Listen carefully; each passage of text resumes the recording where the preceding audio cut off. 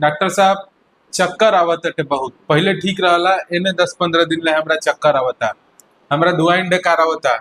Menstrual cycle महीना हमार बिल्कुल ठीक होत रहला, अब बहुत ज्यादा ब्लीडिंग होता हमरा। शरद ऋतु, अक्टूबर, पित्त के काल। ऋतुचर्या सीजनल रेजिमेंट्स में हमनी के जब बात करेंगे जा तो हर ऋतु में शरीर के रिस्पॉन्स होला अलग अलग दोषन के प्रति। शरद ऋतु जौन हो तो पित्त के बढ़े के काल हटे। तो पित्त से रिलेटेड इहे बीमारी जैसे हाइपर एसिडिटी, पेट में जलन, ब्लीडिंग भइल, चक्कर आवल, बर्निंग सेंसेशन रहल, बुखार इटियोलॉजिकल नॉन इटियोलॉजिकल आवल। तो एकरा से बचे खातिर हमनी के का करे तनी हमनी के पित्त के समन करब जा।